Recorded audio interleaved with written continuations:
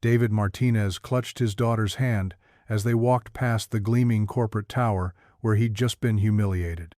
The CEO had screamed at him for 20 minutes about his inflexibility as a single father, her voice echoing off marble walls while security guards smirked. But in the corner of that boardroom sat an elderly woman in a simple cardigan, saying nothing, watching everything. David didn't know she was the CEO's mother. He didn't know she'd built this company from nothing while raising 5 children alone. He didn't know that his quiet dignity in refusing to compromise his daughter's needs had just changed both their lives forever. Before we dive in, make sure to hit subscribe and leave a comment. Where in the world are you watching from? The coffee had gone cold an hour ago. David Martinez sat in the sterile waiting room on the 42nd floor, his daughter Sophia asleep against his shoulder. Her small fingers still clutched the coloring book they'd brought for what was supposed to be a quick interview. The receptionist, all sharp angles and practiced smile shad, stopped looking in their direction after the first 30 minutes. "Mr. Martinez?" The voice cut through the ambient hum of the office. A woman in an expensive suit stood at the glass doors, her expression unreadable. "Yes." David gently shook Sophia awake. "Come on, mija." Sophia blinked, confused. "Are we going home now, Papa?" "Not yet, baby. Remember what we talked about?" She nodded solemnly, gathering her crayons with the careful precision of a 6-year-old who'd learned to be invisible in adult spaces. The woman led them through a maze of cubicles and conference rooms. David noticed how the conversations died as they passed, how eyes followed them with a mixture of curiosity and pity. A single father with his child in tow, not exactly the image of corporate reliability. "Ms. Hartwell will see you now." The boardroom stretched before them like an airplane hangar. Floor-to-ceiling windows offered a view of the city that made David's stomach lurch. He'd grown up in those streets below, in apartments where the heat barely worked and the walls were thin enough to hear every argument, every dream deferred. Victoria Hartwell stood with her back to them, phone pressed to her ear. "I don't care if the Shanghai office is hemorrhaging money. Fire whoever needs to be fired and get it fixed." She turned, ending the call with a sharp tap. "Mr. Martinez." She was younger than he'd expected, maybe 40, with the kind of polished confidence that came from never having to choose between paying rent and buying groceries. Her gaze flicked to Sophia, then back to David, and something shifted in her expression. "I wasn't aware you'd be bringing," she gestured vaguely. "My daughter." "I explained to HR that I might need to bring her if childcare fell through." "Right." Victoria's smile was razor thin. "Please, sit." David pulled out a chair for Sophia, who climbed up and immediately began arranging her crayons in rainbow order. He sat beside her, hyper-aware of how out of place they looked in this temple of glass and steel. In the corner of the room, almost invisible in the shadow of a potted plant, sat an elderly woman. She wore a simple gray cardigan and sensible shoes, her silver hair pulled back in a neat bun. Her presence was so unobtrusive that David almost missed her entirely. "That's my mother," Victoria said, following his gaze. "Eleanor Hartwell. She likes to observe." Eleanor nodded politely but said nothing. Her hands were folded in her lap, and David noticed the calluses on her fingers, working hands, incongruous in this polished environment. "Let's get started." Victoria opened a leather portfolio. "Your resume is impressive. 5 years at Morrison Tech, excellent performance reviews. But then there's this gap. I was caring for my wife during her illness. She passed away 18 months ago." The words still felt foreign in his mouth, like speaking a language he'd never wanted to learn. "I'm sorry for your loss." Victoria's tone suggested professional obligation rather than genuine sympathy. "But that brings us to the practical concerns. This position requires travel, potentially 60% of your time on the road." "I understand that. But I'd need accommodations for what exactly?" Victoria's voice sharpened. "Mr. Martinez, this is a senior developer position. We're not running a daycare." Sophia looked up from her coloring book, sensing the tension. David reached over and smoothed her hair. "I'm not asking for special treatment. I'm asking for flexibility where possible. work-from-home options when travel isn't essential, video conferences instead of in-person meetings when feasible. What you're asking for is a completely different job than the one we're offering. What I'm asking for is to do the same job, while being a responsible parent. Victoria leaned back in her chair, and David could see the calculation in her eyes. The weighing of his skills against his inconvenience. "Let me be clear about something," she said. "We hired your predecessor because he was available 24/7. No questions, no complications. He didn't need to leave early for soccer practice or miss client dinners because of babysitter issues.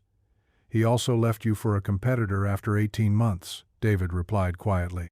According to your job posting, you've had 3 people in this role in 2 years. Victoria's eyes flashed. Are you suggesting our retention problems are due to unrealistic expectations? I'm suggesting that good developers want work-life balance, and parents often make the most dedicated employees because we understand responsibility. Responsibility? Victoria stood abruptly, her voice rising. Let me tell you about responsibility, Mr. Martinez. I've built this company from the ground up. I work 18-hour days. I haven't taken a vacation in 3 years. That's responsibility. Sophia shrank back in her chair, and David felt his jaw tighten. And I've raised a child alone while building a career, he said, his voice steady despite the anger building in his chest. I've held her hair while she threw up from the flu, then worked until 3 a.m. to meet a deadline. I've taught her to read while debugging code. That's also responsibility. This is ridiculous. Victoria turned to pace behind her chair. You're basically holding your child hostage to get special accommodations. I'm not holding anyone hostage. I'm being honest about my situation. Your situation is a liability. The words hung in the air like smoke. David glanced at Sophia, who had stopped coloring entirely and was watching the adults with wide, confused eyes. Papa, she whispered. He squeezed her hand gently. It's okay, mija. But it wasn't okay. Nothing about this was okay. You know what? Victoria was hitting her stride now, her voice echoing off the glass walls. I'm tired of candidates who think the world owes them something. This is business, not a charity. If you can't commit to the job as described, then maybe you should look elsewhere. Maybe I should. David stood, his movements slow and deliberate. He began packing Sophia's crayons back into their box, each one placed with careful precision, while his daughter watched. That's it? Victoria's voice cracked like a whip. You're just going to walk away? I'm going to maintain my dignity. Your dignity? She laughed, a harsh sound that made Sophia flinch. Your dignity isn't going to pay your rent. Your dignity isn't going to put food on your table. David paused, a red crayon halfway to the box. When he looked up, his eyes were calm but distant. My dignity is all I have left to give my daughter, and it's not for sale. The silence that followed was deafening. Victoria stared at him, her chest rising and falling with agitation. In the corner, Eleanor Hartwell sat perfectly still, but David caught something in her expression, a flicker of recognition, perhaps even approval. You're making a mistake, Victoria said finally. Maybe. David helped Sophia down from her chair. But it's my mistake to make. He turned toward the door, his daughter's small hand in his. They'd made it halfway across the room when Victoria's voice stopped them. Don't expect any references from this company. David paused but didn't turn around. I wouldn't dream of asking. The door closed behind them with a soft click. In the elevator, Sophia pressed her face against David's leg. Papa, are you sad? He looked down at her, this perfect little person who trusted him to make the right choices, to keep her safe, to show her how to move through a world that didn't always make room for people like them. No, mija, he said, surprising himself with the truth of it. I'm not sad. The elevator descended through the floors, carrying them away from the glass and steel, back down to street level where real life waited. As they walked past the building's gleaming facade, David felt something he hadn't experienced in months, a sense of rightness, of alignment between his values and his actions. The job would have been good money, better benefits than he could find elsewhere. But some prices were too high to pay. "Can we get ice cream?" Sophia asked, tugging on his hand. David checked his phone. 3:30 on a Tuesday afternoon. They had nowhere urgent to be, no schedule to keep. For once, the freedom felt like possibility rather than uncertainty.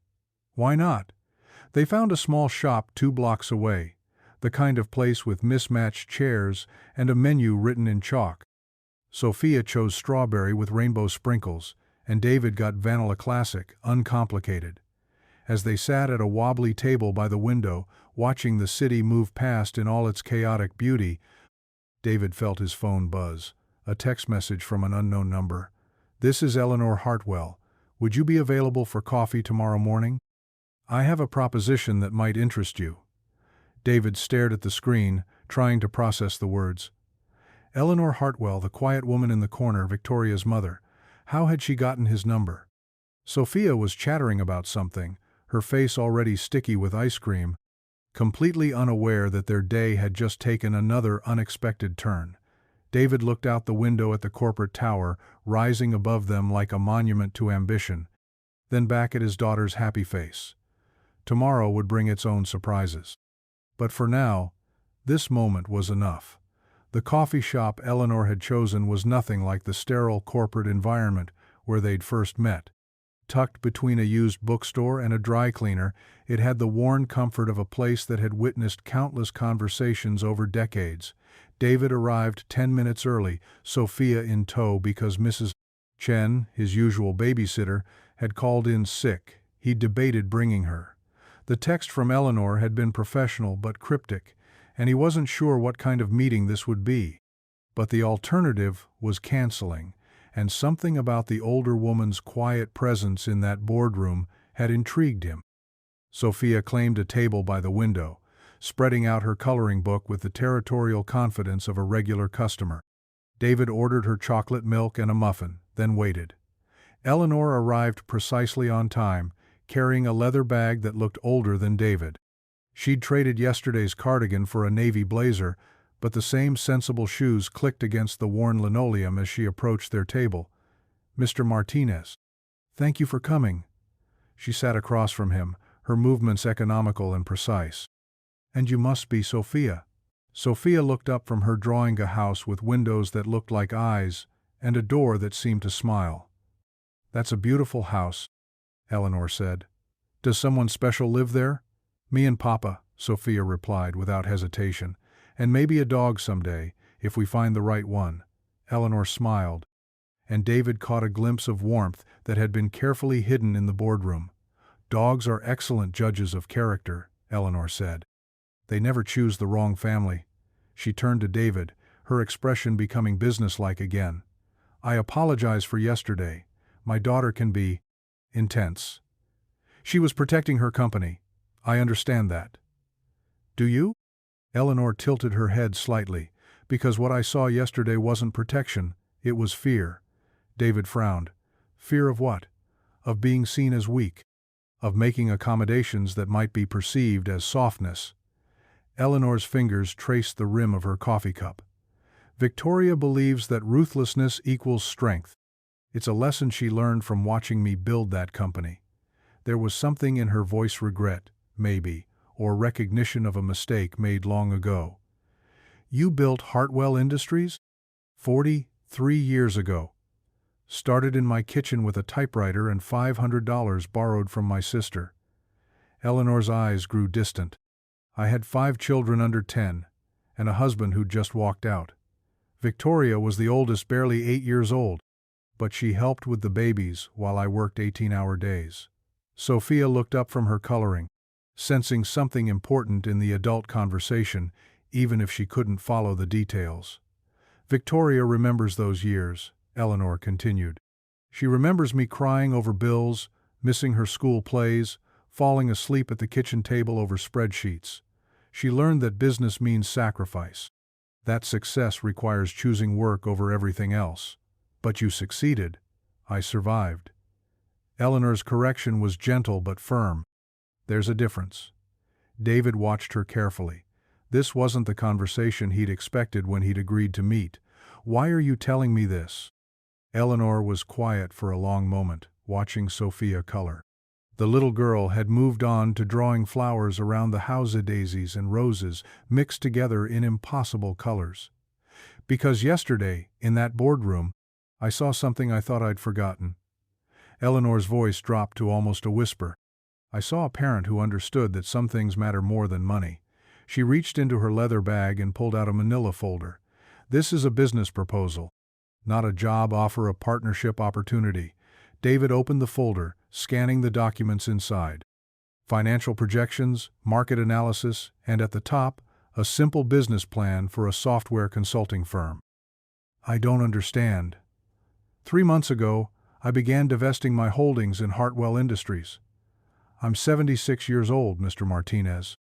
I built that company to provide for my family, but somewhere along the way, it became something else, something harder. She gestured toward the folder. "I want to try again, smaller this time. Smarter.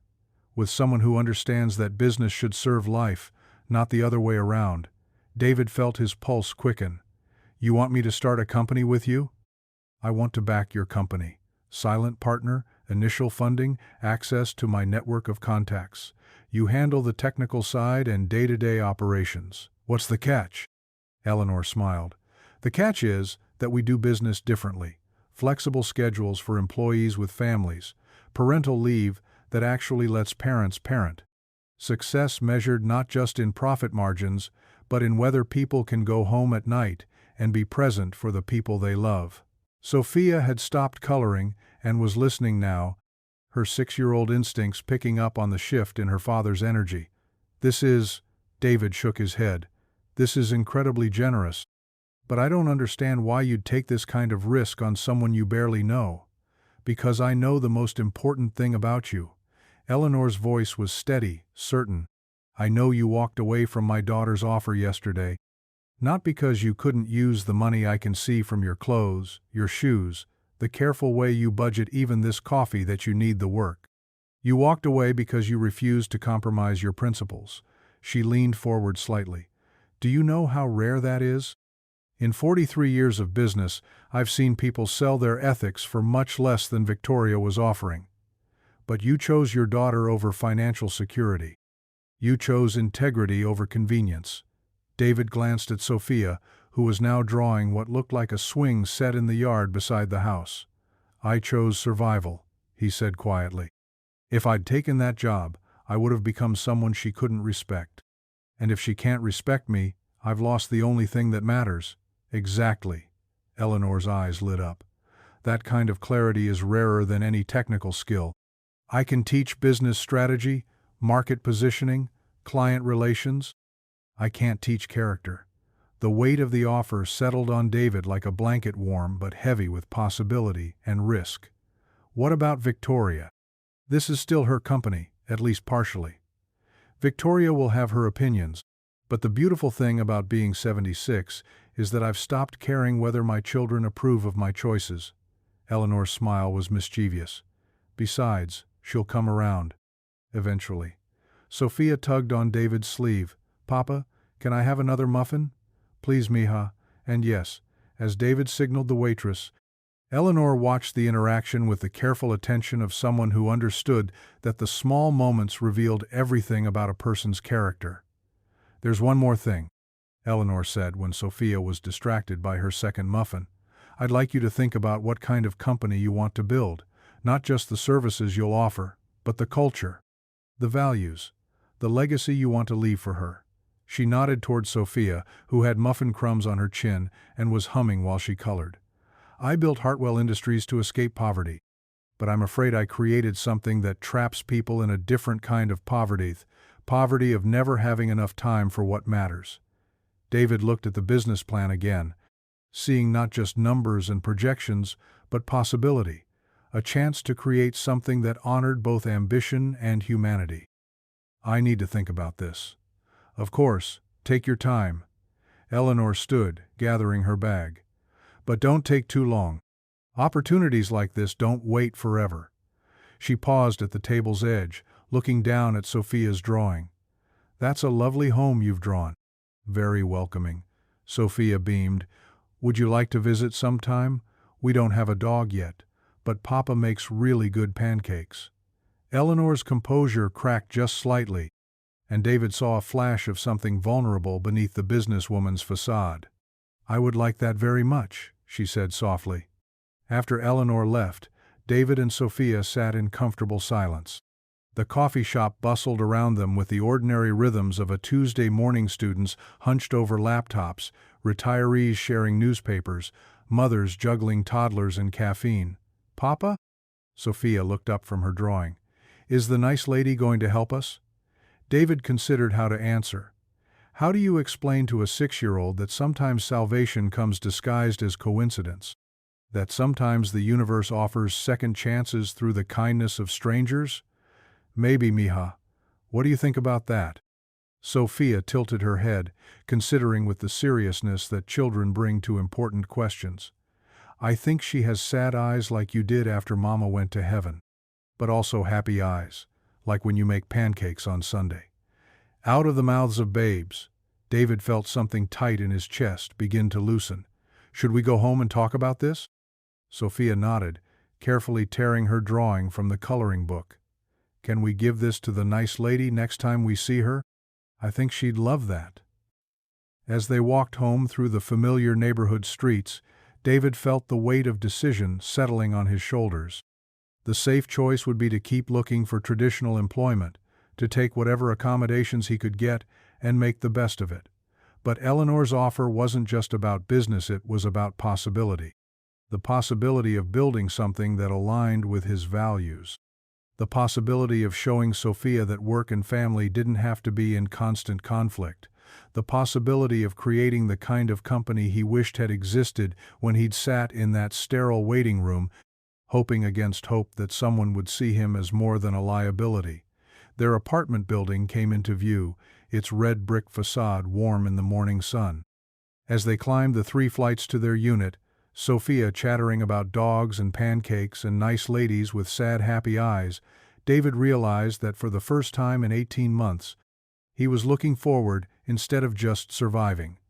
The business plan waited in his messenger bag, full of numbers and projections and possibilities. But the real decision, he knew, had already been made the moment he'd walked out of that boardroom with his dignity intact. The apartment felt smaller when decisions loomed large. David sat at his kitchen table after Sophia had gone to bed. The business plan spread before him like a map to an unknown country. The numbers were generous, more generous than he had any right to expect. But numbers were the easy part. The hard part was faith. His laptop hummed quietly beside the papers, cursor blinking in an empty email draft. He'd started 3 different responses to Eleanor, deleted them all. How do you thank someone for seeing potential in your failures? How do you accept a gift that feels too large to carry? The apartment was quiet except for the familiar sounds of Mrs. Rodriguez's television through the thin walls and the distant hum of traffic. This place had been their refuge after Maria died, small enough to afford on one income, close enough to Sophia's school that she could walk if needed. It was temporary, he'd told himself. A stepping stone to something better. But temporary had stretched into 18 months, and stepping stones had begun to feel like permanent ground. His phone buzzed. A text from his brother Carlos. "How'd the interview go yesterday? Still nothing back?" David stared at the message. Carlos meant well, but explaining yesterday felt impossible. How do you describe watching your pride get dissected in a boardroom? How do you explain walking away from security because it came wrapped in humiliation? He typed back. Something unexpected came up. "We'll call you tomorrow." Another buzz. This time from his mother. "Mijo, I'm making tamales Sunday. Bring Sophia. And maybe it's time to think about coming back to Phoenix. The schools here are good, and you know your father could use help with the business. The escape route his family had been offering for months. Move back home, work for his father's small construction company, let his parents help raise Sophia. Safe, predictable. Everything yesterday's opportunity was not. David closed his phone and walked to Sophia's bedroom door, cracking it open just enough to see her sleeping form. She'd arranged her stuffed animals in a careful circle around her pillow, her nightly ritual since Maria's death. a protective barrier against the dark. On her nightstand sat the drawing she'd made at the coffee shop, carefully placed where she could see it first thing in the morning. The house with eyes for windows and a door that smiled. Simple and hopeful, like its artist. He thought about Eleanor's question. What kind of legacy do you want to leave for her? The answer had been forming all day, shaped by small moments and large realizations. He wanted to leave Sophia a world where parents didn't have to choose between being good employees and good people, where flexibility wasn't seen as weakness but as strength, where dignity was not a luxury reserved for those who could afford it, but wanting and achieving were different countries entirely. David returned to the kitchen table and opened his laptop. This time, the words came. Dear Eleanor, thank you for your generous offer and for seeing something in me that I'm still learning to see in myself. Your proposal represents everything I hoped to find in yesterday's interview and more than I dared to imagine possible. I accept. I have conditions, though I hope you'll see them as clarifications rather than demands. I want to build a company that proves business can be both profitable and humane. I want flexible schedules not just for parents but for anyone who needs to care for family members. I want success measured in client satisfaction and employee retention, not just quarterly profits. Most importantly, I want to create something my daughter can be proud of when she's old enough to understand what we built. If these align with your vision, I'd like to discuss next steps. If not, I understand, and I'm grateful for the chance to dream bigger than I have in months.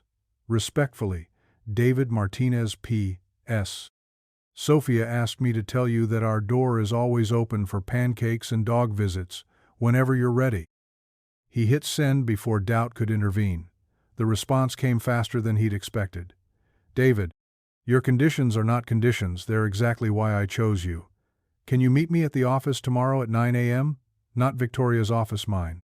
I still keep a small space on the 7th floor, mostly for sentimental reasons. We have work to do. And tell Sophia I'll bring coffee for the adults and hot chocolate for the architect of that beautiful house. Eleanor P.S. I may know someone with a dog looking for the right family. David read the message twice, then closed the laptop and went to pour himself a small glass of the whiskey he saved for occasions good and bad alike. Tonight felt like both. The next morning brought October rain and Sophia's excited chatter about the nice lady with the dog, maybe. David had explained as much as a 6-year-old needed to know. Eleanor had offered him a chance to start his own business, and they were going to talk about it today. Will we be rich? Sophia had asked over breakfast. We'll be okay, David had answered, which was the most honest thing he could offer. Eleanor's office occupied the southeast corner of the 7th floor, with windows that looked out over the city rather than down on it. The space felt lived in rather than designed bookcases stuffed with actual books, family photos mixed with business awards, a coffee maker that had seen decades of use. Eleanor sat behind a desk that had clearly been built for function rather than intimidation, reading something on her laptop with the focused attention of someone half her age. David, Sophia. Welcome to where it all started. Sophia's attention was immediately captured by a glass bowl of peppermints on the side table. Eleanor noticed and smiled. Help yourself. They're there for people who need something sweet while we talk about serious things.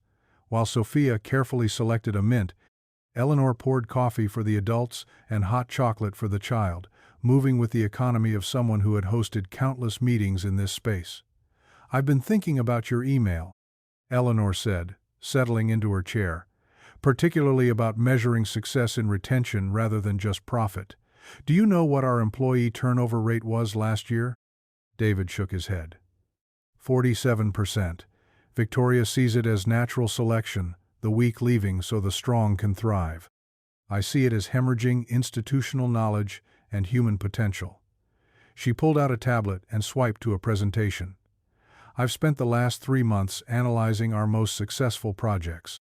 Want to guess what they had in common? Good leadership, stable teams. Projects led by people who'd been with us for years, working with colleagues they trusted, serving clients who saw us as partners rather than vendors. Eleanor's finger traced a graph on the screen. The correlation between employee satisfaction and client outcomes is undeniable. But Victoria sees retention efforts as coddling. Sophia had finished her hot chocolate and was exploring the office with the careful curiosity of a well-behaved child. She stopped at a wall of photographs, studying them with intense concentration. "Eleanor?"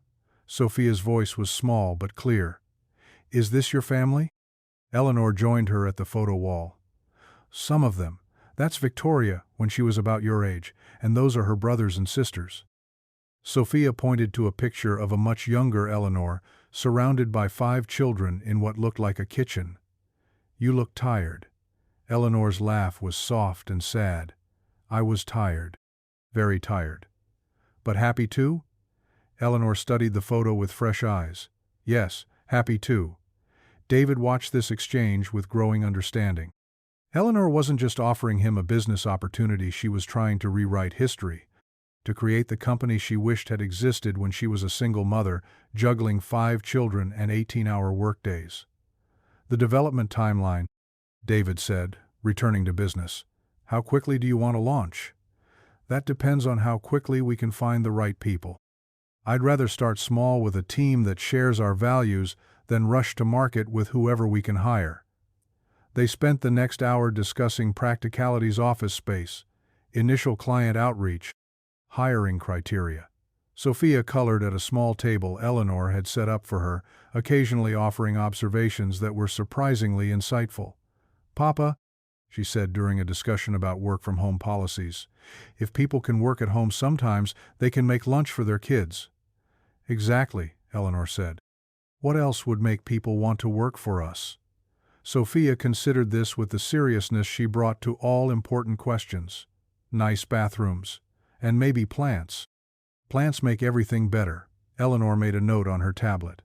"Nice bathrooms and plants. I think we can manage that."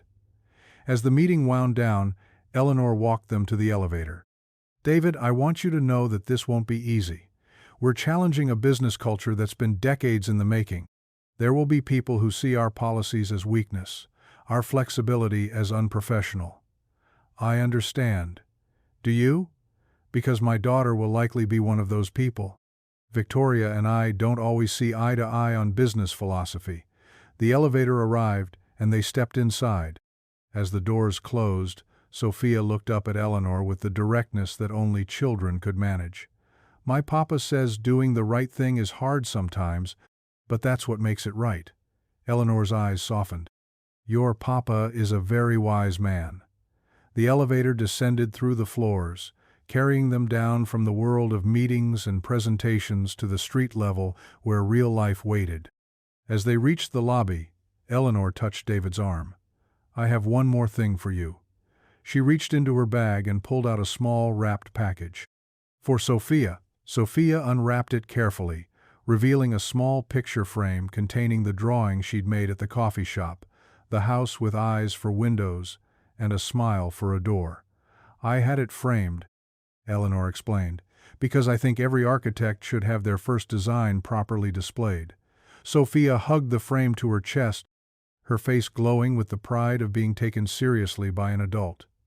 As they walked toward the subway station, David felt something he hadn't experienced since before Maria's diagnosis: the sensation of moving towards something rather than away from it, the feeling of building rather than just surviving. "Papa?" Sophia tugged on his hand. "I like Eleanor. She listens the way you listen." David squeezed her small fingers. "How do I listen?" "Like what I say matters." 3 blocks from their apartment, David's phone rang. Victoria Hartwell's name appeared on the screen. He hesitated, then answered, "Mr. Martinez." Victoria's voice was clipped, professional. "I understand you've been meeting with my mother." "Yes." "I want you to know that I think this partnership is a mistake. Not because of your qualifications, those speak for themselves, but because business and sentiment don't mix well." David stopped walking, letting Sophia run ahead to look at a dog tied up outside a coffee shop. "With respect, Ms. Hartwell, I think business without sentiment is what got us into this mess in the first place." "What mess?" The one where talented people leave good companies because they can't find a way to be both successful and human. There was a long pause on the other end of the line. "You walked away from my offer," Victoria said finally. "I did." "Why?" David watched Sophia petting the friendly dog, both of them delighting in the simple interaction, "because some things matter more than money. And any company that can't understand that isn't a company I want to work for." Another pause. "My mother thinks you're going to change the world. Your mother is generous with her optimism." "My mother," Victoria said slowly, "is rarely wrong about people." The call ended without goodbye, leaving David staring at his phone and wondering if he'd just gained an ally or made an enemy. Sophia skipped back to him, full of news about the dog's name and temperament and the likelihood that it would make a good addition to their household. "Not yet, Mija," David said, taking her hand. "But maybe someday soon." That evening, as Sophia arranged her stuffed animals in their protective circle and David tucked her into bed, she looked up at him with the solemn expression she wore when asking important questions. "Papa, when we have our new business, will we still have time for pancakes?" David smoothed her hair, marveling at how she'd distilled his greatest fear into such a simple question. "Especially time for pancakes," he promised. "That's the whole point." Sophia smiled and closed her eyes, already dreaming of houses with smiling doors and dogs and pancakes on Sunday mornings. David stood in her doorway for a long moment, watching her sleep and thinking about the leap of faith that lay ahead. Tomorrow would bring new challenges, new uncertainties, new opportunities to succeed or fail. But tonight, in the quiet of their small apartment, with his daughter safe in her bed and possibility stretching out before them like an uncharted road, David Martinez felt something he hadn't experienced in too long. He felt ready. 6 weeks later, David stood in the empty office space on Morrison Street, watching Sophia trace patterns in the dust motes that danced through the afternoon sunlight. The space smelled of fresh paint and possibility 2,000 square feet that would become home to something unprecedented. "It needs plants," Sophia announced, echoing her earlier advice to Eleanor. "And maybe a reading corner." "A reading corner in an office?" "For when people need to think quietly." Mama always said thinking required the right kind of quiet. David felt the familiar ache that came with Sophia's casual mentions of Maria, but it was softer now, edged with gratitude rather than just loss. Maria would have loved this, the audacity of starting over, the hope wrapped in uncertainty. Eleanor emerged from what would become the conference room, tablet in hand and a satisfied expression on her face. "The contractor says we can have everything finished by the 15th. That gives us 2 weeks to hire our first employees before the Morrison project begins." Their first client had come through Eleanor's network, a mid-sized manufacturing company looking to overhaul their inventory management system. It wasn't glamorous, but it was substantial enough to prove their model could work. "Any word from the candidates we interviewed yesterday?" Sarah Chen accepted. "She starts Monday." Eleanor smiled. "Apparently, our parental leave policy convinced her to leave her current job. She's been trying to adopt for 3 years." David nodded, feeling a quiet satisfaction. Sarah was Brillianta Systems architect, with 15 years of experience who'd been passed over for promotions because she'd been open about wanting to start a family. Her previous employer's loss would be their gain. And Marcus? Still deciding. "I think he's waiting to see if this is real, or just an elaborate experiment." Marcus Rodriguez was a project manager who'd been laid off when his last company decided that human resources was better handled by algorithms. He'd been unemployed for 8 months, growing increasingly cynical about corporate promises of work-life balance. Sophia had wandered into what would become the main work area, her footsteps echoing in the empty space. She stood in the center of the room, arms outstretched, spinning slowly. "What are you doing, mija?" "Checking the happiness level." Eleanor looked puzzled. "The happiness level?" "Mama taught me. You stand in the middle of a place and spin with your arms out. If it feels like flying, it's a happy place. If it feels like falling, it's not." Sophia stopped spinning and considered the results with the seriousness of a professional consultant. This is definitely a flying place. Eleanor's eyes misted slightly. I think your mama was very wise. The afternoon dissolved into practical details: furniture, delivery schedules, its setup, the small decisions that would shape their daily reality. David found himself grateful for Eleanor's experience navigating the bureaucracy of starting a business, even as he appreciated her willingness to defer to his vision for the company culture. They were discussing the employee handbook when David's phone rang. Victoria's name appeared on the screen for the third time that week. I should take this. He stepped into the empty reception area, leaving Eleanor and Sophia to debate the merits of standing desks versus traditional workstations. Miss Hartwell, we need to talk. Victoria's voice carried an edge he hadn't heard before. Can you meet me tonight? 7 o'clock at Meridian. Meridian was the kind of restaurant where business deals were made over $100 steaks and carefully orchestrated power plays. Not David's usual territory. Is there a problem? There might be. Just come alone. The line went dead, leaving David staring at his phone and wondering if their fragile beginning was about to face its first real test. That evening, David sat across from Victoria in a booth designed for privacy and intimidation. The restaurant hummed with the quiet conversations of people who made decisions that affected other people's lives. Victoria had already ordered wine, something expensive that she drank like medicine. You're wondering why I called, she said without preamble. The thought crossed my mind. Victoria leaned back, studying him with the calculating expression he remembered from their first meeting. But something was different now, less hostile, more uncertain. I've been watching what you and my mother are building. The hiring decisions, the policies, the whole philosophy. And I think you're making a mistake. David had expected this conversation for weeks. What kind of mistake? You're assuming that treating employees well automatically translates to business success. But kindness doesn't pay the bills, Mr. Martinez. Flexibility doesn't meet deadlines. Good intentions don't satisfy clients who expect results. The waiter appeared with their meals, Victoria's salmon barely touched, David's pasta growing cold while they talked. Can I ask you something?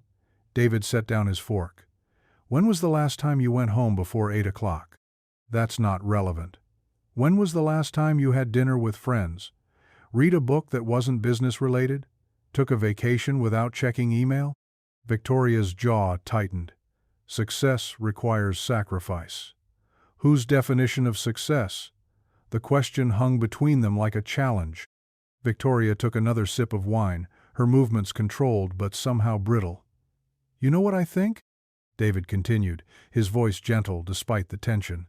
I think you're terrified that we might be right. Because if we prove that business can be both profitable and humane, it means you've been sacrificing pieces of yourself for nothing. You don't know anything about my sacrifices. You're right, I don't. But I know about mine.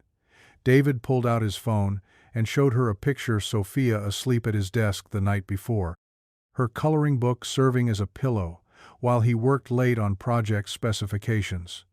I could have put her to bed and worked until midnight. I could have arranged overnight care and maintained perfect separation between work and family. But then I would have missed her telling me about the dream where she and her mother were planting a garden together. Victoria stared at the photo, something shifting in her expression.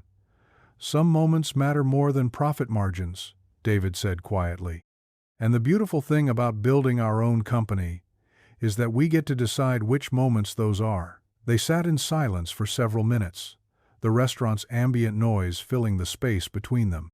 When Victoria spoke again, her voice was smaller, more uncertain. I haven't taken a real day off in 3 years. Why? Because... She paused, searching for words. Because I learned that the moment you show weakness, someone takes advantage of it. The moment you prioritize anything over work, you lose ground you can never recover. Who taught you that? Victoria's smile was bitter. Life. Experience. Watching my mother work herself into exhaustion to keep us fed and housed. And now I work myself into exhaustion to keep a company profitable that could probably run itself. David studied her face, seeing past the polished exterior to something raw and tired underneath. You could try something different. Like what? Like trusting that the people around you want the company to succeed as much as you do. Like believing that taking care of yourself isn't selfish, it's sustainable. Victoria laughed, but there was no humor in it. Easy advice from someone who's never had to fire 100 people because of a bad quarter. You're right. I haven't. But I've had to explain to my 6-year-old daughter why Mama wasn't coming home from the hospital. I've had to choose between paying for her prescriptions and keeping the lights on. I've learned that some kinds of strength come from admitting what you can't control. The admission seemed to surprise them both. David rarely talked about the hardest parts of Maria's illness, the impossible choices that had shaped his understanding of what truly mattered. How do you do it? Victoria asked quietly.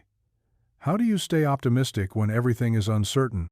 David thought about Sophia spinning in the empty office, checking the happiness level of their future. I don't stay optimistic. I stay present. I focus on what I can control, how I treat people, how I show up for my daughter, whether I can look at myself in the mirror at the end of the day and feel proud of the choices I made. Victoria finished her wine and signaled for the check. I came here tonight to warn you that business partnerships with family are complicated, that my mother has a history of emotional decision-making that doesn't always serve the bottom line. And now? Now I'm wondering if maybe the bottom line isn't the only line that matters. They walked out into the October evening, the city lights reflecting off wet pavement from an earlier rain. Victoria's town car waited at the curb, but she made no move toward it. Can I ask you something? She said. That day in the boardroom, when I raised my voice, what were you thinking? David considered the question, remembering the anger and humiliation of that afternoon, but also the clarity that had emerged from it. I was thinking that my daughter was watching me, learning what it looked like when someone tried to make you choose between your dignity and your security, and I wanted her to see that some things aren't for sale. Victoria nodded slowly. I was 8 when I first saw my mother cry over a client who'd refused to pay an invoice.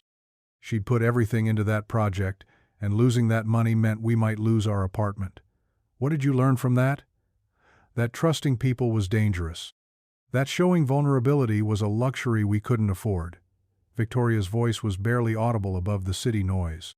But watching my mother build that company also taught me that sometimes the most dangerous thing is not trusting people. The car door opened, and Victoria's driver stepped out, waiting respectfully. Your mother sees something in our partnership, David said. Maybe it's worth finding out what that is. Victoria paused with her hand on the car door. The Morrison project starts in 2 weeks.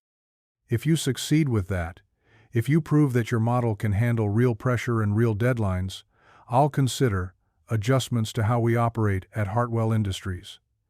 And if we fail, then I'll have been right about sentiment and business not mixing well. She slid into the car, then rolled down the window. For what it's worth, I hope I'm wrong. The car pulled away, leaving David standing on the sidewalk with the taste of possibility and risk mingling in the crisp air.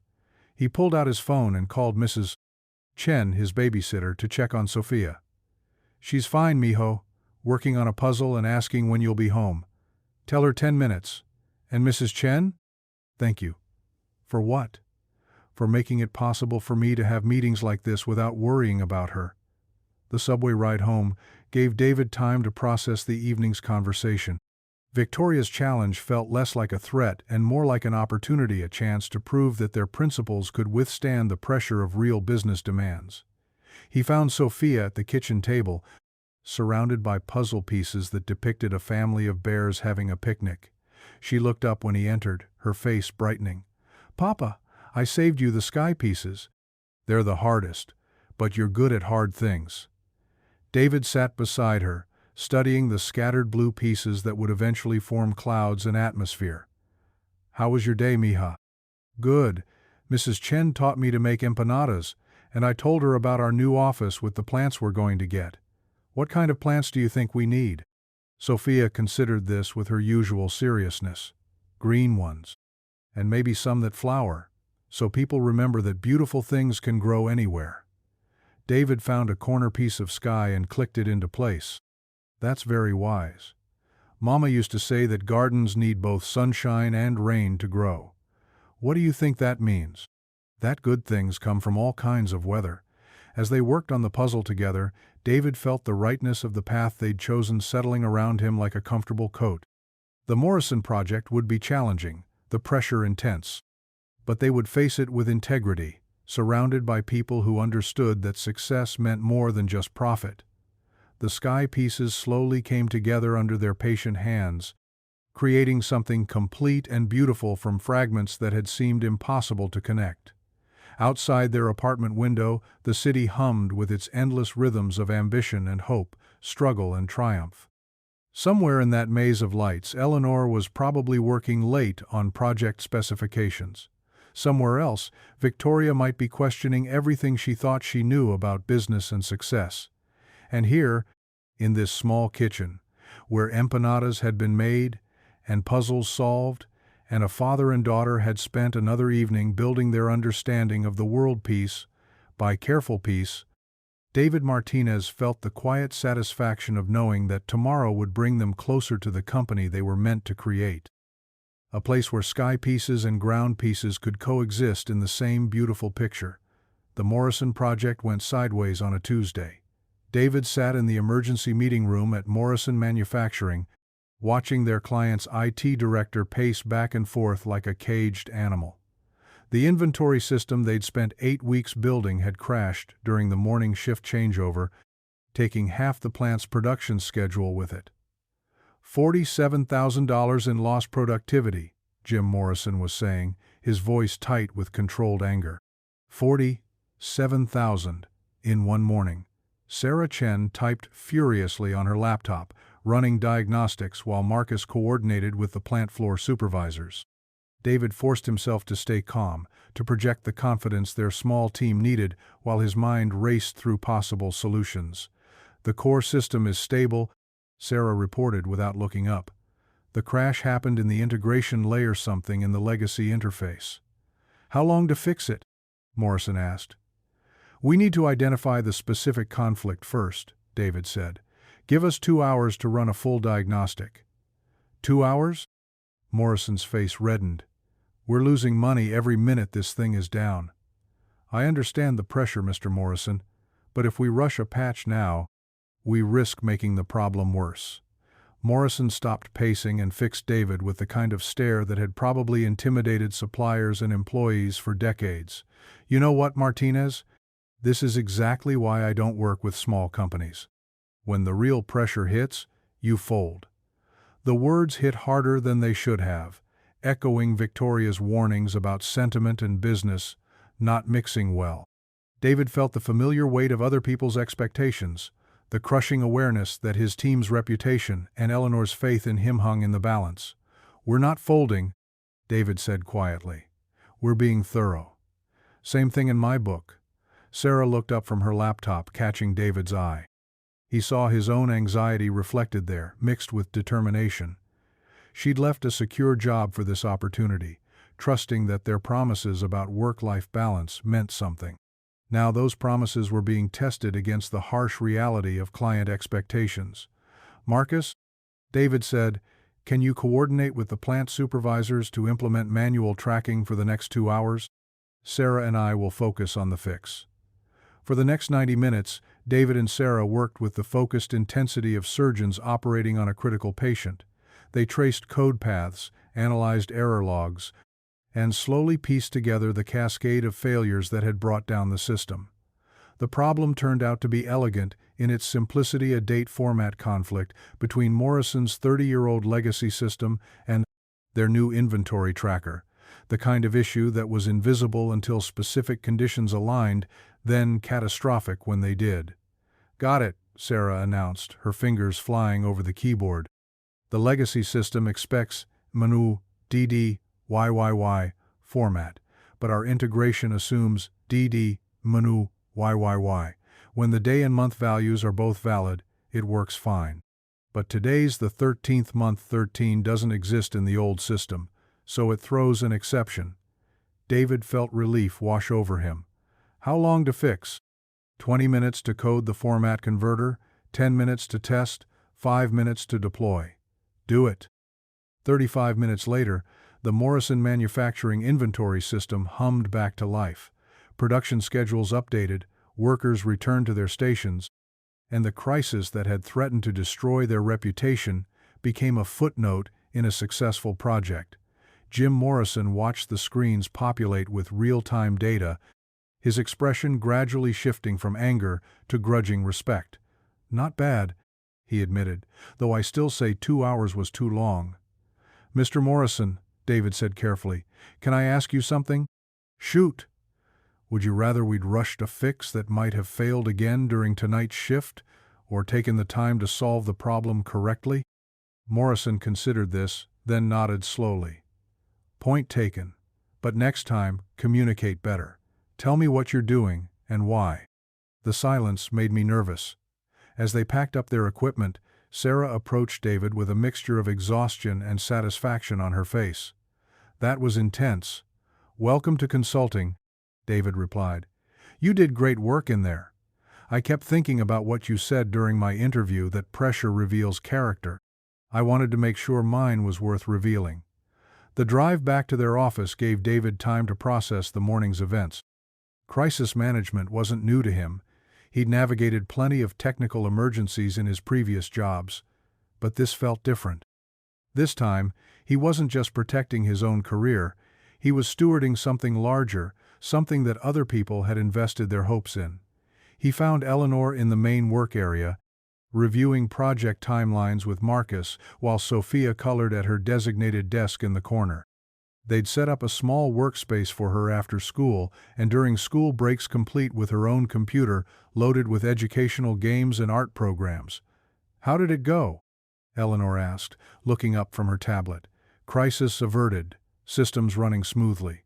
"And Morrison?" "Grumpy but satisfied."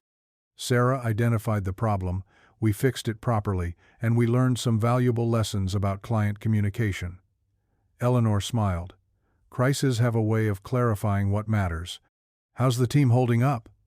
David glanced around the office at Sarah, documenting the morning's fix for future reference, at Marcus updating their crisis response protocols, at Sophia concentrating on a drawing that appeared to feature dogs and office buildings in equal measure. Better than I expected. That evening, David's phone rang as he and Sophia were cleaning up after dinner. Victoria's name appeared on the screen. "Hartwell. I heard about Morrison." David paused, unsure whether this was congratulations or condolences. "Word travels fast. Jim Morrison and I play golf together. He called this afternoon to complain about his morning, then ended up praising your team's work." "Oh." "He said you kept your head under pressure and solved the problem right the first time. He also said he's recommending your services to 2 other companies." David felt something tight in his chest begin to loosen. "That's good news." "It's more than good news. It's proof of concept." Victoria's voice carried a note he hadn't heard before, something that might have been respect. "I owe you an apology." "For what?" "For assuming that doing business with integrity was the same as doing business poorly." Sophia looked up from her coloring book, sensing the importance of the conversation, even if she couldn't follow the details. "Apology accepted," David said, "though I hope you know we're just getting started. Actually, that's why I'm calling. I'd like to propose something." Victoria explained her idea over the next 10 minutes, a partnership between their companies that would let Hartwell Industries employees access the kind of flexible work arrangements that David's company was pioneering, a pilot program that could benefit both organizations while testing whether their principles could scale. "What does Eleanor think about this?" David asked. "I haven't talked to her yet. I wanted to run it by you first." "Why?" Victoria was quiet for a moment. "Because you were right about something. The day you walked out of my boardroom, you said some things aren't for sale. I've been thinking about that. And I've realized I've been trying to buy things that can't be purchased. Loyalty, dedication, the kind of commitment that makes people stay late not because they have to, but because they care about the work." Sophia had abandoned her coloring and was now listening openly to David's side of the conversation, her 6-year-old curiosity engaged by the serious tone. "Those things have to be earned. David said. Exactly, which is why I want to learn how you're earning them. After the call ended, David sat at the kitchen table processing the conversation while Sophia returned to her artwork. The drawing had evolved during the phone call. The office building now had windows filled with smiling faces, and the dogs were no longer just playing but appeared to be working alongside the people.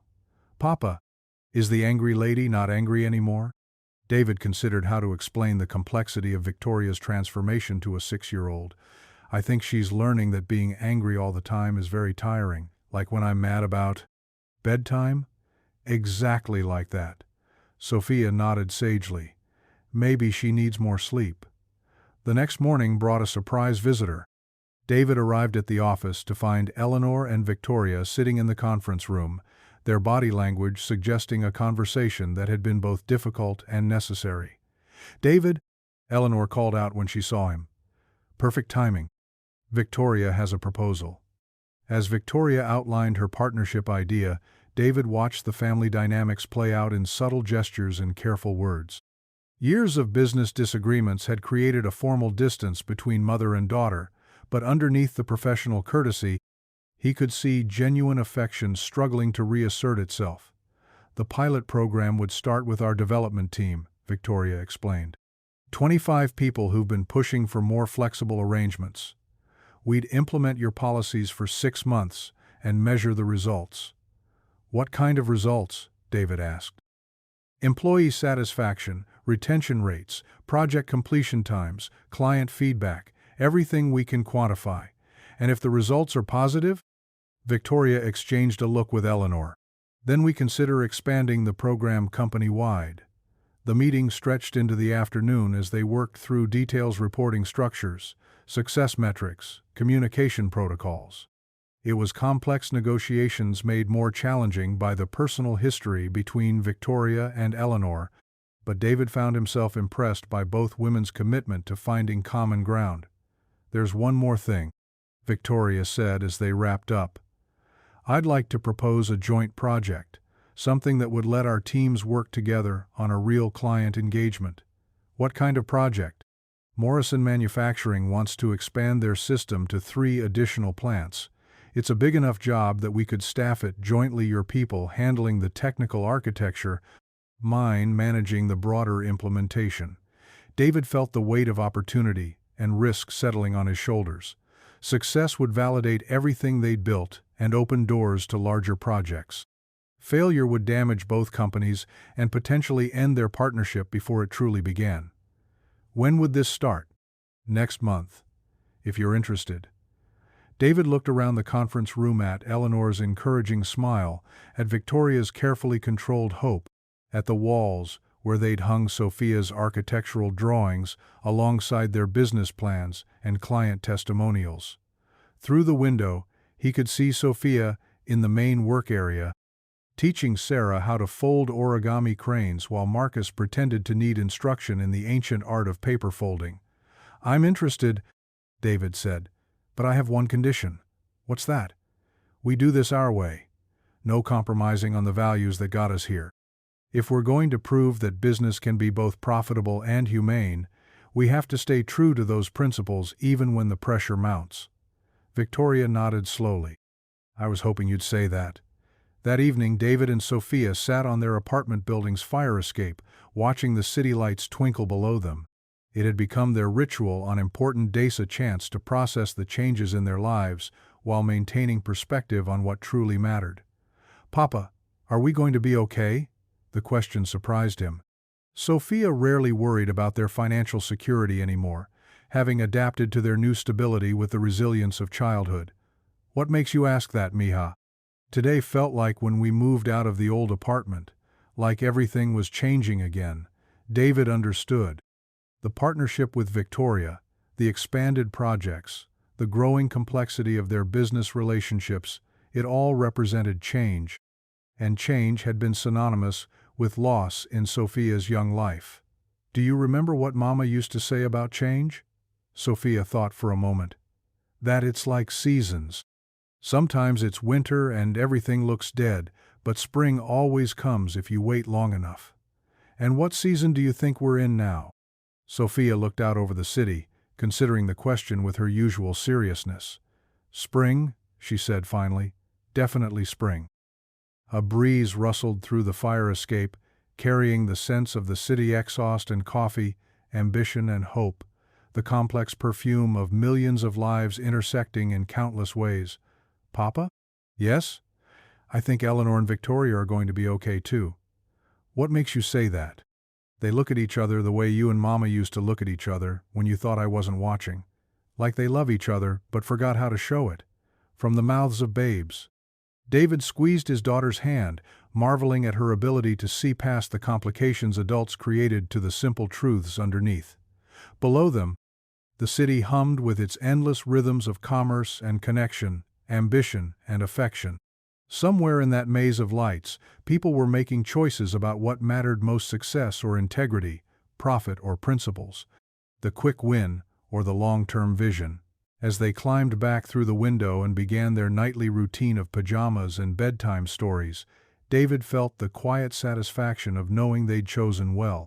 The path ahead would bring new challenges, new opportunities to succeed or fail, but they would face whatever came with their values intact and their relationship strong, and sometimes that was the only victory that truly mattered. 3 months into the joint Morrison expansion project, David learned that success could be more complicated than failure. The 3 additional manufacturing plants were coming online ahead of schedule. Employee satisfaction scores at Hartwell Industries had jumped 23% since implementing the flexible work policies. 2 major competitors had reached out about licensing their integration protocols. By every measurable standard, their experiment in humane business practices was succeeding beyond their most optimistic projections. But success brought visibility, and visibility brought complications. David stood in the Hartwell Industries boardroom, the same one where Victoria had humiliated him 7 months earlier, facing a room full of executives who'd flown in from corporate headquarters. Their questions were sharp, their skepticism barely concealed behind professional courtesy. "Mr. Martinez," said a woman with steel-gray hair and predatory eyes, "these flexibility policies you've implemented, how do we know they scale? What works for 25 employees might collapse under the weight of 2,500. "We're tracking productivity metrics across all participating teams," David replied, keeping his voice steady. "Performance has improved in every measurable category. Short-term improvements, perhaps. But what about long-term sustainability? What happens when employees start taking advantage of your accommodations?" The word accommodations carried a weight of disdain that reminded David uncomfortably of his first meeting with Victoria. He glanced at her now, sitting at the far end of the table. Her expression was carefully neutral, but he caught a flicker of something support, maybe, or shared frustration. "In our experience," David said, "employees who feel trusted and respected are less likely to take advantage of that trust, not more." Another executive, this one younger, with the kind of aggressive energy that suggested recent promotion, leaned forward.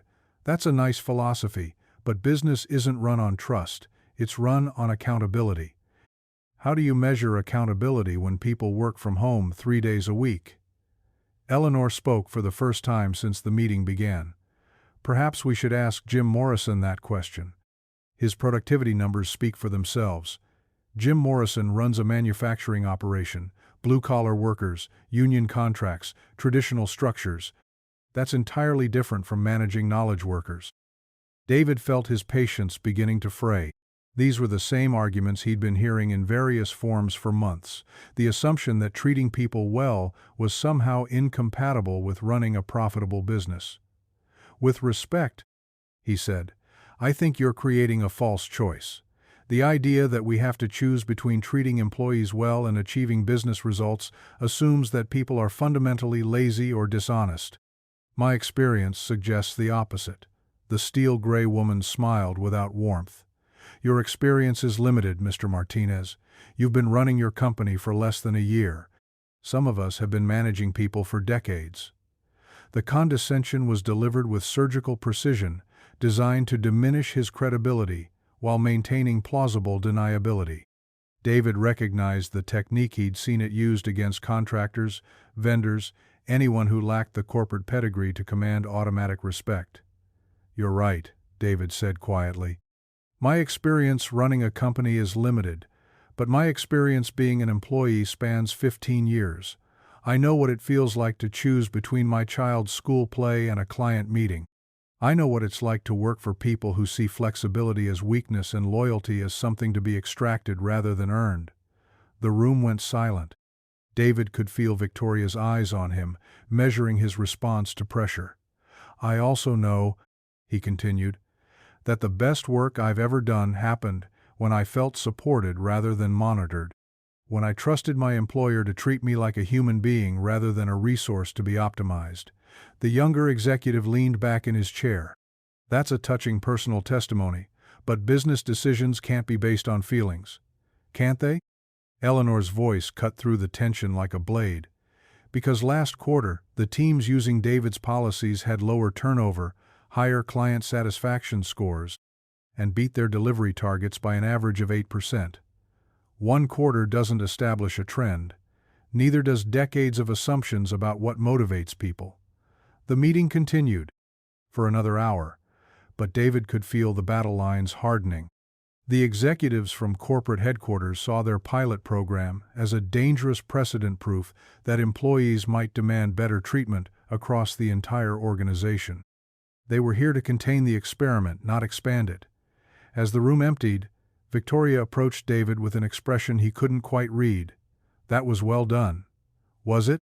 I felt like I was speaking a foreign language." "You were. The language of treating people like people instead of profit centers." Victoria paused. "It's not a language my colleagues speak fluently. Will this kill the partnership?" Victoria glanced toward the door where the other executives had disappeared, probably already planning their report to the board of directors. "Possibly. But David?" "Yeah? I'm glad you didn't back down." That evening, David found himself in the unusual position of having to explain corporate politics to a 7-year-old. Sophia listened with the focused attention she brought to important topics while they prepared dinner together. "So the angry business people don't like that Papa's company is nice to people?" "It's more complicated than that, Mija. They're worried that being nice will cost too much money." Sophia considered this while carefully measuring pasta into the boiling water. "But Papa, if you're mean to people, don't they leave?" "Sometimes." "And then, don't you have to find new people and teach them everything?" "Yes. That sounds like it would cost more money than just being nice in the first place." David paused in his chopping of vegetables, struck by the elegant simplicity of her logic. "You know what, Mija? You're absolutely right. Can I tell the angry business people that? I think they might need to figure it out for themselves." The next morning brought news that David had been expecting but hoping to avoid. Eleanor called as he was dropping Sophia off at school. "The board meeting is today. Victoria's flying to New York to present our results and defend the partnership. What are our chances?" "Honestly, I don't know. The numbers are on our side, but numbers don't always win these fights." David spent the day trying to focus on client work while his phone stayed stubbornly silent. Sarah and Marcus sensed the tension, offering encouragement and support even as they prepared for the possibility that their partnership with Hartwell Industries might end before it truly began. Victoria's call came at 6:47 p.m. "It's done." David's heart sank. "They killed the partnership?" "No, they expanded it." For a moment, David couldn't process the words. "What?"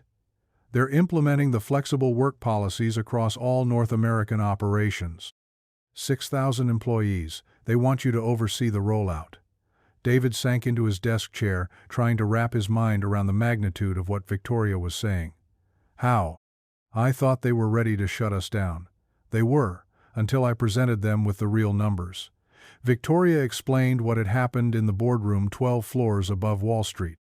The detailed analysis she'd prepared, the cost-benefit calculations that proved their model wasn't just humane, was profitable. The client testimonials, the retention statistics, the productivity improvements that couldn't be dismissed as statistical noise. But the real turning point, Victoria said, was when the CEO asked me directly whether I believed this approach would work long-term. What did you tell him? I told him about watching my mother build a company while raising 5 children alone, about learning that success meant sacrifice, that caring about people was a luxury successful businesses couldn't afford. Victoria's voice grew quiet. Then I told him about watching you walk away from a job offer because you refused to compromise your principles. About seeing what happened when someone built a business around trust instead of fear. And I told him that for the first time in my career, I want to come to work every morning instead of feeling like I have to. The call ended with promises to discuss implementation details in the coming days. David sat in his empty office as the city lights began to twinkle outside his window, trying to absorb the reality of what they'd accomplished. His phone buzzed with a text from Sophia. Mrs. Chen made tacos for dinner. Come home soon.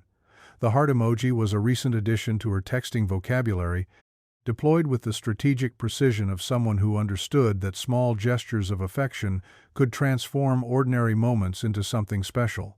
David gathered his things and headed for the subway, his mind already shifting from the victory they'd won to the challenge that lay ahead. Scaling their principles across 6,000 employees wouldn't be easy. There would be skeptics to convince, systems to build, countless small decisions that would either reinforce their values or slowly erode them. But as he walked through the familiar streets toward home, David felt something he hadn't experienced since the early days of his marriage to Mariathi, sensed that he was part of something larger than himself, something that might actually make the world a little better. He found Sophia and Mrs. Proms's one, Chen in the kitchen, the older woman teaching his daughter the finer points of proper taco assembly, while Spanish guitar music played softly from the radio. "Papa!" Sophia launched herself into his arms with the enthusiasm that never failed to remind him why all the corporate meetings and business partnerships mattered so much less than this moment. "Good day at work, mijo?" Mrs. Chen asked, her eyes twinkling with the wisdom of someone who'd raised 6 children and understood the hierarchy of importance in life. "Very good day." As they sat around the small kitchen table sharing tacos and stories from the bastion, their respective days, David felt the profound contentment that came from knowing he'd found a way to be both a good father and a successful businessman. It hadn't been easy, and it certainly hadn't been guaranteed, but they'd proven it was possible. Sophia was in the middle of describing an elaborate playground negotiation involving swings, slides, and the complex social dynamics of 2nd grade when David's phone rang. Eleanor's name appeared on the screen. "I should take this, Mija, but keep telling me about the playground politics." "David." Eleanor's voice carried a warmth he'd never heard before. "I wanted to call before you saw it in tomorrow's news." "Saw what?" Victoria announced her resignation as CEO today. She's starting her own consulting firm, focused on helping companies implement humane workplace policies. David felt his world shift slightly on its axis.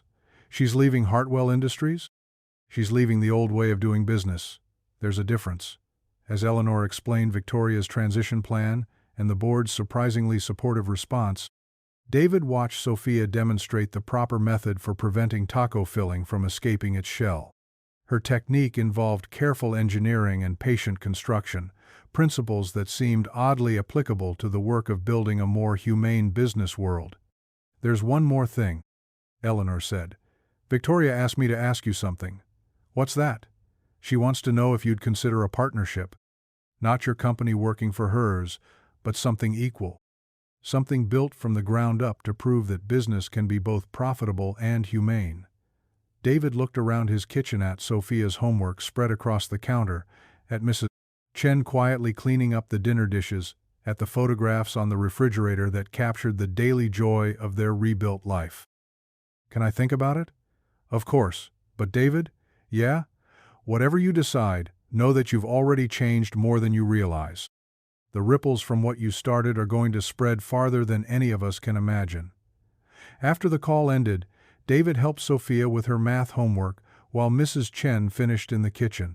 The problems were simple addition and subtraction, the basic building blocks of numerical literacy, but Sophia approached them with the same careful attention she brought to everything else. "Papa," she said as they worked through a particularly challenging word problem, "are you going to work with Eleanor and Victoria on something new?" "Maybe. What do you think about that?"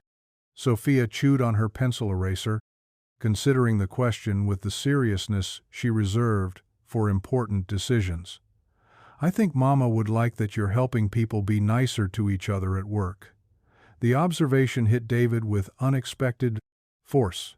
In all the business meetings and strategic discussions, he'd somehow lost sight of the simple truth at the heart of everything they were building. They were helping people be nicer to each other. It wasn't revolutionary or complex or theoretically sophisticated. It was just the radical act of treating people like human beings rather than resources to be optimized. "You know what, Mija? I think you're right." As they finished the homework and began the nightly routine of baths and bedtime stories, David felt the quiet satisfaction of knowing that tomorrow would bring new challenges and new opportunities to prove that kindness wasn't a weakness in business, it was a strength that had been undervalued for far too long. The bedtime story that night was one of Sophia's favoritisa tale about a garden where different flowers learned to grow together, sharing sunshine and rain, creating something more beautiful than any of them could achieve alone. As David read the familiar words, he realized it was also the story they'd been living for the past year. The story of how strangers could become partners, how competitors could become collaborators, how the simple act of refusing to compromise your principles could create ripples that changed everything. When the story ended and Sophia was settled in her bed with her protective circle of stuffed animals, she looked up at him with the solemn expression that preceded her most important questions. "Papa, are we going to help more people now?" "I think we are, Mija." "Good. The world needs more helpers." David kissed her forehead and turned out the light, leaving her to whatever dreams came to children who believed the world could be kinder than it appeared. In the quiet of his own room, David looked out the window at the city, spreading below them like a constellation of possibility. Somewhere in that maze of lights, people were making choices about how to treat each other, how to balance profit and principle, how to build something worth believing in. Tomorrow would bring new decisions, new challenges, new opportunities to prove that business could be a force for good in the world. But tonight, in the stillness of their small apartment where love had been rebuilt one patient day at a time, David Martinez felt the deep contentment that came from knowing they were exactly where they were meant to be.